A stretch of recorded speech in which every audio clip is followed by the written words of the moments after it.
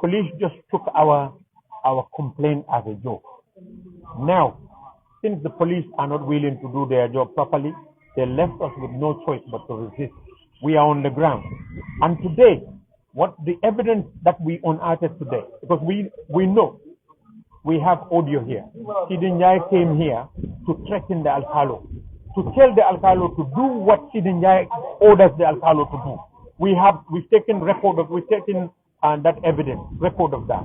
That's one of the reasons why we came here, but we didn't find him here. The second thing, Sidi Caesar. So Sidi Caesar came here threatening the Alcalo and telling the Alcalo that the Alcalo must do what he is told by them, by MPP. You understand? Not only that, they also brought a woman who is almost 60, how many years old? 50 years above. We have the audio, we have her picture. She doesn't have any Gambian document.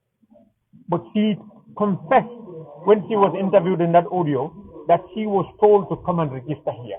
Yeah. And one of the things that we did when we came here, we said we are going to stand, not outside, but inside, to make sure whatever is happening, we are all seeing it. And then anybody who comes with birth certificate that we don't accept, we're not going to wait on the police. We will stop it here. That person will not register because it's a forged document. It's illegal. It's a crime. It is wrong. Let me be very blunt to Gambians. You see, this election, anybody who fools anybody that Barrow is going to hand this power to us on a silver plate, they are fooling themselves. It's not happening. What we are seeing on the ground is that they want to use force. They want to arrest the rest of us, not the people who are actually engaged in the fraudulent activities, but the people who are vigilant and opposing that 24/7. Those are the people that they want to go after. It's us. We've been through the whole process thinking that the police and everything, but now we know the police, IEC, they are all in cahoots. They all want to rob Gambian people of the free and fair election that we are supposed to have on the 5th of December. We've seen other opposition parties engage in it because they think that this should be a sort of like a fraudulent contest where the best team would emerge as the winner. We are not interested, and we will stand against that because that is the disaster for this country. Yaya Jammeh, with everything that you can say against him, but he gave Barrow a free and fair election. That's why he won. If he wasn't given that, he would not have won that election.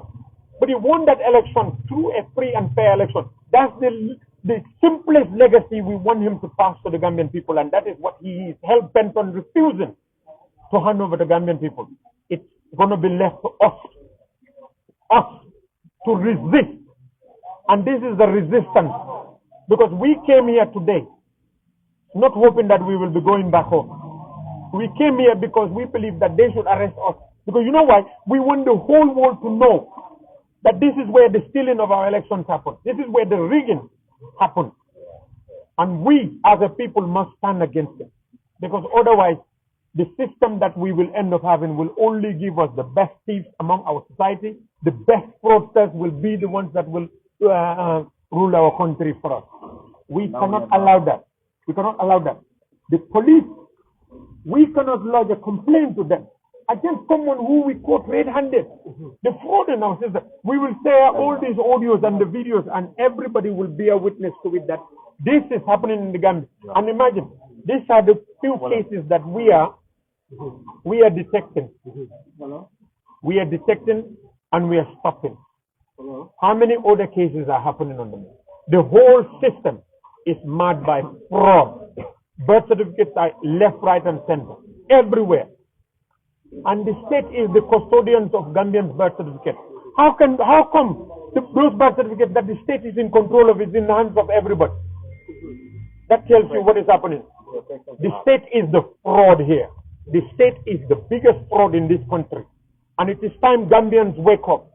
Because if we think what Solo Sanden did in 2016, if we don't do that now, 2026 December, this is April, it must be done in April. Because otherwise 2026 December,